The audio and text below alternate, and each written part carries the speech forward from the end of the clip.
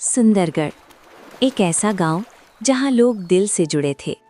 यहाँ की हवा में सुकून था और लोगों के रिश्तों में अपनापन। अरे शांति, जल्दी से खाना बांधो, खेत पर देर हो रही है। और राहुल अभी सो रहा है क्या? नहीं जी, जाग गया है। ये लीजिए, आज आपके पसंद की गोभी की सब्जी बनाई है। वाह, आज तो दिन अच्छा जाएगा। चलो फिर शाम को मिलता हूँ। ठीक है जी, शाम को जल्दी घर आइएगा।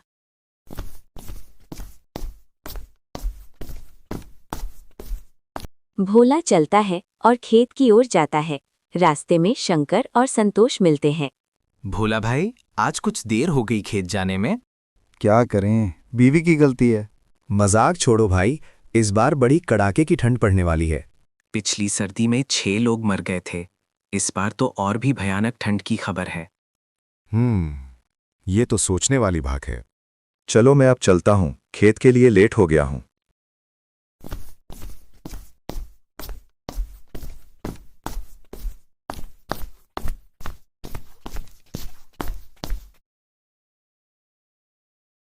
भोला हल चलाते हुए सोच में डूब जाता है।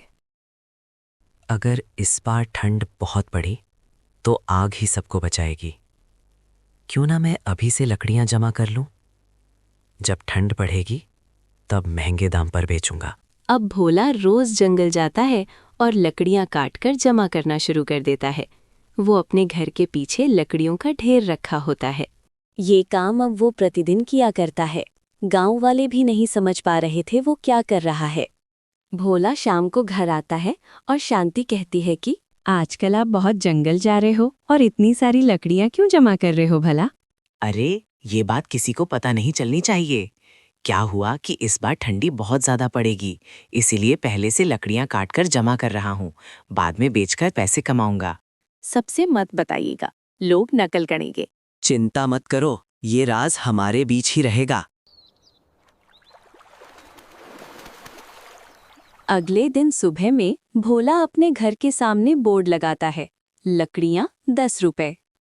बोर्ड देखकर गांव वाले आपस में बात करने लगते हैं। ओ भाइयों, भोला के घर के सामने बोर्ड देखा क्या? अब समझ आया, भोला रोज जंगल क्यों जाता था। हाँ देखा ना, और अब मैं भी जा रहा हूँ जंगल लकड़ी काटने। इस ठंड से बचने के लिए लकड़ियां तो चाहिए। ठीक कह रहे हो भाई, जंगल जाना तो पड़ेगा। उस दिन रात में बादल छा गए और बिजली चमकने लगी और रात में जोरदार बारिश हुई, जिससे पूरा जंगल गीला हो गया। अगले दिन सुबह में भोला अपने आप से बोलता है कि अब मजा आएगा। अब जंगल की सारी लकड़ियां गीली हो गईं। अब मैं लकड़ियों को ऊंचे दाम में बेचूंगा। लकड़ी 20 रुपए प्रति किलो। भोला ने अपने घर के बाहर बोर्ड लगाया। ये बात गांव वालों तक पहुंचने में समय नहीं लगता। गांव वाले सुबह में बात कर रहे होते हैं कि भोला का क्या किया जाए। भाई, आज फिर से भोला के घर के सामने बोर्ड देखा क्या? नहीं भाई, नहीं देख पाया। क्यों, क्या हुआ? उसने फिर से अपने लकड़ियों के दाम बढ़ा दिए हैं और कल रात की बारिश की वजह से पूरा जंगल गीला हो गया है। क्या बात कर रहे हो भाई? और इस ठंडी के मारे वैसे ही जान निकली जा रही है और ये भोला अलग मार रहा है। ये भोले का कुछ तो करना पड़ेगा, वरना ये ऐसे ही लकड़ियों का दम बढ़ाता रहेगा। एक काम कर सकते हैं, हम सबको भोला की पत्नी से बात करनी चाहिए। ठीक है, फिर सब चलते हैं भोला के घर। सब लोग उसकी पत्नी से मिलने उसके घर जाते हैं।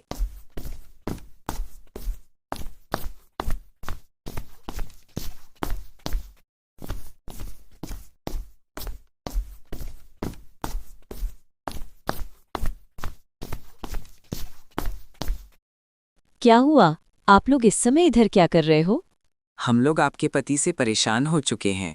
उसने लकड़ियों के दाम बहुत ऊंचा कर रखा है। और तो और बारिश के कारण जंगल की सारी लकड़ियां गीली हो गई है, जिसकी वजह से जंगल जाकर लकड़ियां भी नहीं काट सकते। ठीक है, मैं उनसे बात करके देखती हूँ, शायद वो मान जाए। भोला शाम को घर आता है तो शांति उससे बात करती है। लकड़ियों को इतने ऊंचे दाम में मत बेचिए। गांव वालों के बारे में भी तो सोचिए। इस ठंड से परेशान उनका क्या होता होगा? भोला गुस्से में शांति पर चिल्लाता है। मुझे मत सिखाओ क्या करना है और क्या नहीं। अब यही दाम रहेगा। जिसको जरूरत होगा वो लकड़ी लेकर जाएगा। उसकी पत्नी भी अब भोला से परेशान हो गई होती है।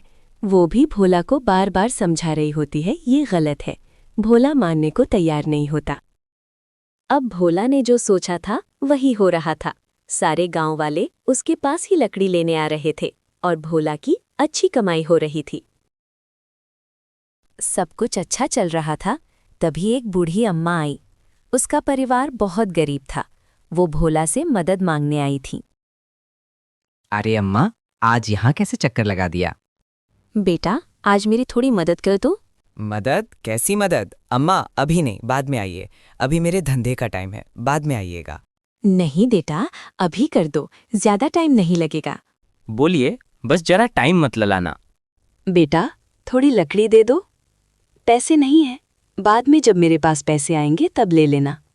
पैसे नहीं हैं तो लकड़ियां भी नहीं मिली। ये लकड़ियां मेरे हैं और मैं ये किसी को भी फ्री में नहीं दूंगा। पैसे हैं तो बोलो, वरना लकड़ियां भूल जाओ। बेटा, ऐसा मत करो। इस ठंडी के मारे वैसे ही बुरा हाल हो चुका है। क्या भोला भाई, अम्मा आप ठीक से चल नहीं सकती, उनको कुछ लकड़ियां दे दो, उनकी मदद हो जाएगी, ठीक है? अगर तुम्हारे पास पैसे हैं तो दे दो और मैं लकड़ियाँ दे दूंगा। ये चलेगा ना? क्योंकि ये सब लकड़ियाँ मैंने अपने मेहनत से काटी हैं। देख भोला, ये तू गलत कर रहा है।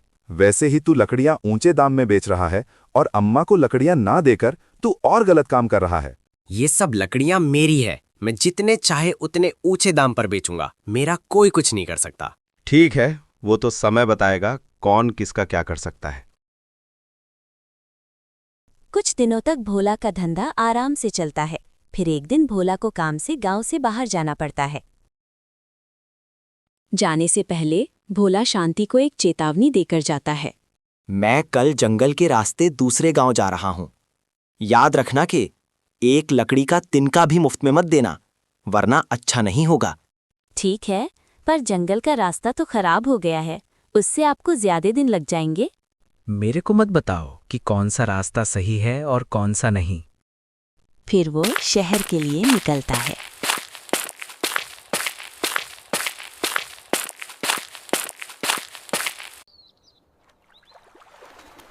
अगले दिन ठंडी बहुत ज्यादा थी, तो शांति सुबह में आग जला के उसके बाजू में बैठी थी। उसका बेटा अंदर ठंडी के मारे कांप रहा था, तो वो घर के बाहर आकर देखता है कि उसकी माँ आग ताप रही है। राहुल बाहर आकर देखता है कि उसकी माँ आग जलाई है, तो वो भी आग लगाने की तैयारी कर लेता है। वो अंदर जाकर मशाल लेकर आता है।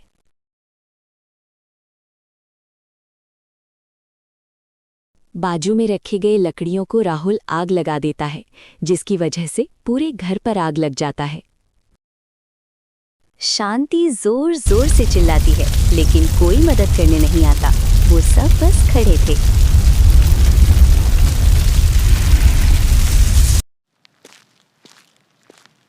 जब भोला शहर से आकर अपने घर का ये हाल देखता है, तो वो रोने लगता है और वो अपनी करनी पर पछता। भोला रोते हुए गांव वाला का पास गया और उन सब से माफी मांगने लगा।